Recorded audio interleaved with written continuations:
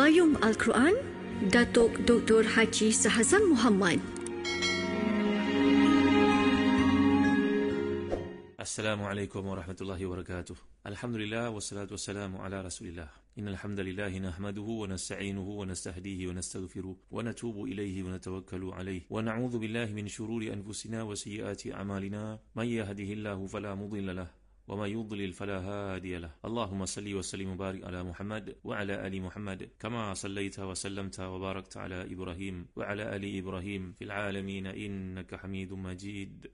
Amma ba'd. Muslim-muslimat yang rahmati dan dikasihi sekalian, dalam bahagian pengantar tafsir Al-Quran ini, saya nak mengajak tuan-tuan untuk merenungi satu hakikat yang penting, iaitulah dalam mentafsirkan Al-Quran, antara ilmu yang disepakati oleh para ulama perlu ada kepada seorang ahli tafsir. Ini saya sampaikan bukan atas dasar untuk memaklumkan saya seorang mufassir, tidak, tapi ini disiplin yang dipegang oleh mereka. Saya cuma memindahkan pandangan-pandangan ini, moga ada manfaat untuk kita semua, iaitu ilmu yang diperlukan oleh seorang yang ingin memperoleh keahlian dalam pentafsiran Al-Quran ini. Yang pertama sekali, bahasa Arab, Lughatul Arabiyah. Dengan ilmu ni diketahui syarah kata-kata tunggal. Mujahid berkata, orang yang tidak mengetahui seluruh bahasa Arab tidak boleh mentafsirkan Al-Quran. Yang kedua, apa yang diperlukan adalah kemampuan grammar bahasa Arab, iaitu undang-undang ataupun aturan-aturan, baik mai kata tunggalnya, tarkib-tarkibnya. Ini boleh dipelajari menerusi ilmu nahwu dan juga tasrif. Yang berikutnya adalah keperluan seseorang ahli tafsir itu memahami ilmu ma'ani, bayan dan juga badi'.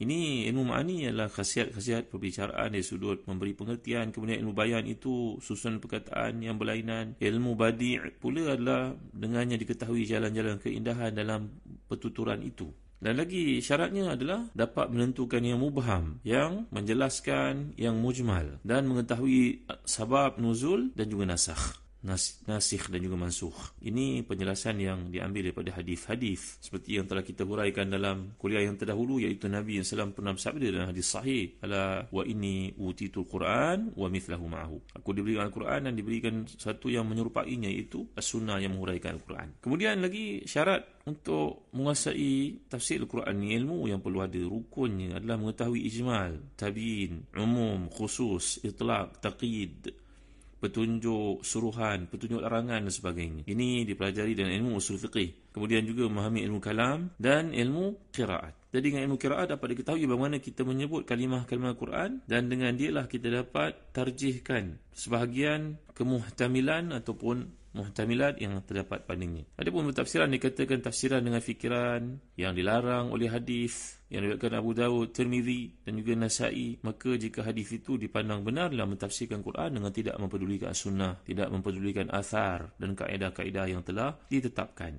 dan mentafsirkan Quran mengikut emosi adalah satu yang diharamkan.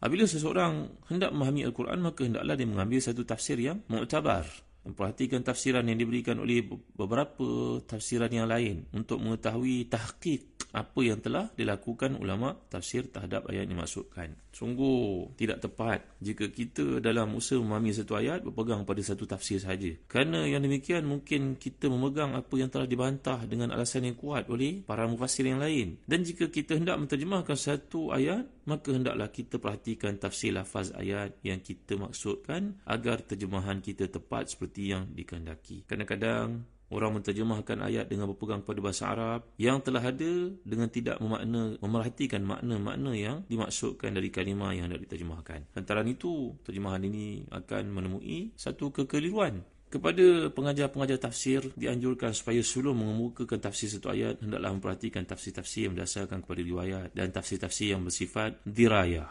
Jika pengajar itu seorang yang rajin muhakkik, rajin melakukan tahqiq, maka hendaklah dia menerangkan cara tahqiqnya, metodnya, manhajnya. Jadi inilah di antara perkara yang perlu kita faham dalam disiplin ilmu tafsir. Tuan-tuan dan puan, muslim-muslimat yang rahmati dan dikasihi, begitu juga dalam mempelajari tafsir ini, sedikit makluman untuk kita faham kalimah-kalimah yang akan selalu didengar bila mentafsir Al-Quran. Bahawa antara perkara-perkara, perkataan-perkataan, istilah yang dipakai dalam tafsir ini, antaranya bersifat nas am. Nas am inilah nas yang beri makna umum. Itu menunjukkan kepada lebih dua hakikat, seperti perkataan ar-rijal contohnya, ataupun an-nas. Jadi kata ni mengenai lebih dari dua orang dengan umum, iaitu mengenai perkara ini, dan keumuman itu petunjuknya kepada lebih dari 2 orang dinamakan sebagai umum. Jadi kata-kata yang dipandang umum petunjuknya telah dijelaskan dalam ilmu usul seperti kata-kata jama'. Jadi ini satu daripada perkataan yang biasa digunakan oleh ahli tafsir. Yang kedua, khas. Khas ini merujuk kepada satu yang tertentu seperti perkataan Ahmad,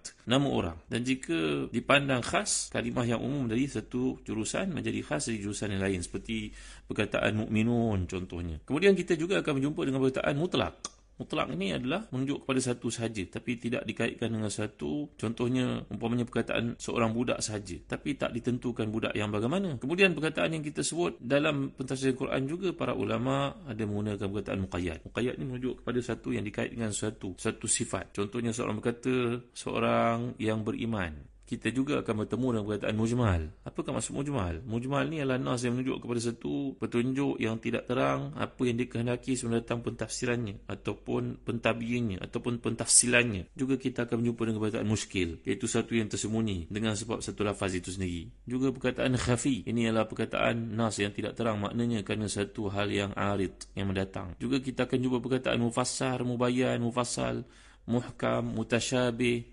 Ini merupakan perkataan-perkataan yang digunakan dalam pentafsiran Al-Quran. Jadi muslim-muslimat rahmati dan dikasihan. Begitu juga kita akan jumpa perkataan kinayah dan banyak lagi. InsyaAllah saya akan sebut perkataan-perkataan ini dan menjelaskannya bila tiba waktunya kelak. Jadi kembali kita kepada isu tafsir ini tadi. Sebelum kita masuk kepada tafsir surah, saya nak terang kepada tuan-tuan tafsir sejarah ilmu tafsir ini. Jadi tafsir pada masa sahabat, daripada zaman Nabi SAW, bagaimana cara para sahabat mengetahui tafsir. Jadi Al-Quran diturunkan dalam bahasa Arab menurut uslub-uslubnya. Jadi seluruh lafaz Al-Quran adalah bahasa Arab yang asli, terkecuali ada beberapa perkataan berasal dari bahasa lain yang telah menjadi bahasa Arab sebelum Al-Quran diturunkan lagi. Jadi meraihkan penggunaan yang telah ada dalam orang-orang Arab itu yang dipinjam, diambil daripada perkataan-perkataan bangsa-bangsa lain, maka Quran turut membawakannya sebagai satu pengiktirafan dan semuanya daripada Allah Subhanahu Wa Taala. Jadi Rasulullah SAW menerima setiap ayat Quran, langsung menyampaikannya kepada para sahabat serta mentafsirkan mana yang perlu ditafsirkan. Pentafsiran Rasulullah ni ada kalanya merupakan sunnah qauliyah, ada kalanya sunnah fi'liyah, ada kalanya sunnah taqririyah. Jadi dalam pada itu tafsir yang diterima dari Nabi sedikit sekali. Aisyah radhiyallahu anha berkata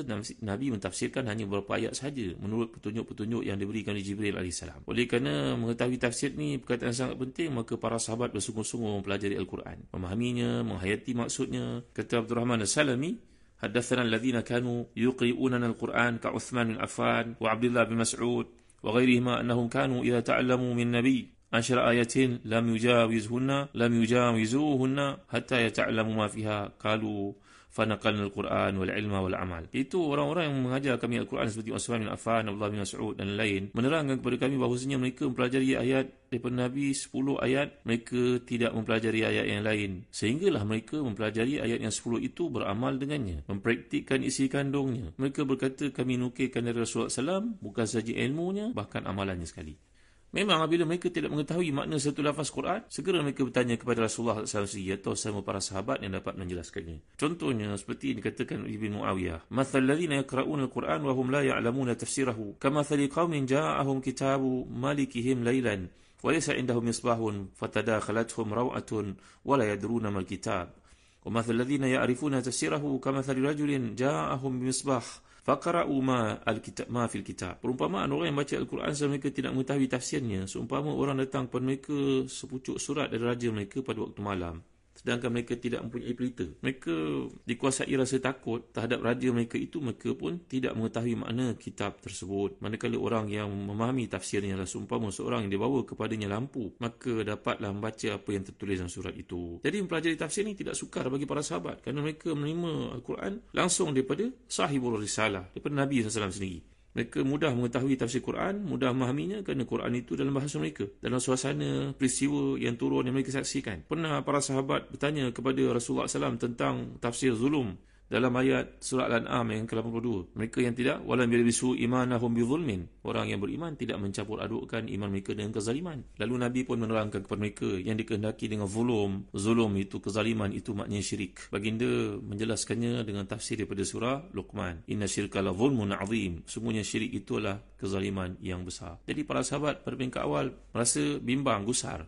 mereka melakukan dosa, mereka beriman sama-sama melakukan kesilapan, adakah ayat itu kena pada mereka? Bertanya kepada Rasulullah, siapakah di kalangan kita ni tidak melakukan kezaliman Rasulullah? Maka Rasulullah pun menenangkan mereka dengan baca ayat daripada surah Luqman ayat ke-13, bahawasanya makna zulm, kezaliman, kejahatan itu yang mereka bimbang kena pada diri mereka, karakter tersebut, rupa-rupanya yang dimaksudkan Allah SWT adalah syirik rupa-rupanya. Jadi Nabi telah menerangkan perkataan zulum, zalam, zulumat, itu adalah kegelapan, yang bererti maksiat dilakukan adalah perbuatan syirik rupa-rupanya.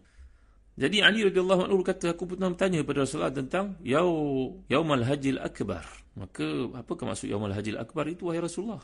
Nabi menjawab, Yaumun Nahar, itu merupakan hari raya kurban. Bukannya haji raya akbar, haji akbar yang dimaksudkan oleh orang awam bahawa ia jatuh pada hari Jumaat wukufnya. Tidak ada seorang pun di kalangan ahli tafsir yang mengatakan demikian. Tidak ada seorang pun di kalangan fuqaha yang mengatakan demikian.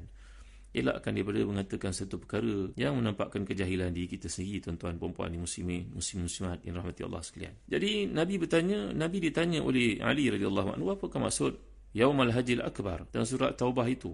Yaumal Hajjil Akbar, innallaha bari'un minal musyrikin wa rasuluh. Jawapan Nabi, maksud Al-Hajjul Akbar itu ialah hari penyembelihan. Berarti setiap kita yang pergi menunaikan ibadah haji, mereka telah menikmati, mendapat kelebihan Haji Akbar. Maka aku pun mentafsirkan Yaumul Hajjil Akbar itu dengan tafsir yang diberikan oleh Nabi kepadaku. Memang tidak sedikit dalam Quran ayat-ayat yang tidak dapat kita ketahui maksudnya dengan hanya mempergunakan kekuatan bahasa saja, tuan-tuan. Umpamanya, apakah yang dikehendaki dengan Lailatul Qadar itu? Lailatul Qadar, kalau kita terjemahkan dari sudut bahasa Arabnya, berarti Lailatul Syaraf ataupun Lailatul Hisab, telah ketentuan, malam ketentuan. Apa maksud ketentuan itu? Dan daripada itu, tiadalah semua sahabat sama darjat kefahaman terhadap Al-Quran. Kerana ada di kalangan mereka yang merupakan ulama, ada di kalangan mereka merupakan awam. Walaupun Ibn Khaldun ada menjelaskan bahawa semua sahabat memahami Al-Quran, mufradatnya, tarakibnya, tapi tidak semua anggota masyarakat memahami dengan sempurna maksud yang dikehendaki oleh Allah SWT. Kerana litafawut darajati ma'rifatihim wa qudratihimul ilmiyah. Tidak sama kemampuan bahasa di antara seorang dan yang lain, latar belakang ilmunya, sakafahnya, talentnya. Maka para sahabat dalam Al-Quran dan mengetahui tafsir Al-Quran lebih kurang kefahamannya dan tafsirannya, kerana mereka tidak semuanya memiliki alat yang cukup, kemampuan bahasa dan juga ilmu yang cukup, berbeza-beza satu sama lain. Ada antara mereka yang sangat luas kefahamannya, sejak zaman jahiliah, kesusastraan yang ada padanya. Ada yang terus-menerus menyertai Nabi, mempersaksikan sebab nuzul. Ada kalangan mereka yang mengetahui dengan sempurna adat taklid orang-orang Arab. Ada yang mengetahui dengan baik sikap ataupun tingkah laku orang Yahudi, kerana mereka bergaul dengan orang Yahudi sebelum Nabi berhijrah ke Madinah. Maka para sahabat pada umumnya tidak menulis tafsir-tafsir, sebagaimana mereka tidak menulis juga pada peringkat awal hadis-hadis Nabi SAW. Jadi tuan-tuan rahmati dan dikasihi, semua tafsir pada zaman sahabat seperti yang telah kita jelaskan. Mereka mempunyai penguasaan bahasa Arab sebahagiannya. Yang tidak memahami bertanya sesama mereka, dan ada yang di kalangan mereka yang bertanya kepada Rasulullah sallallahu alaihi wasallam, dan Nabi telah menjelaskannya. Mudah-mudahan perkara ini beri kefahaman kepada kita sebagai sejarah tafsir Al-Quran sejak zaman Nabi sallallahu alaihi wasallam. InsyaAllah nanti kita akan lanjutkan lagi kefahaman ilmu tafsir ini pada zaman para sahabat. Wallahu a'lam. Sallallahu ala sayyidina Muhammad wa ala alihi washabihi wasallam. Walhamdulillahirabbil alamin. Wa barakallahu fikum. Wassalamu alaikum warahmatullahi wabarakatuh.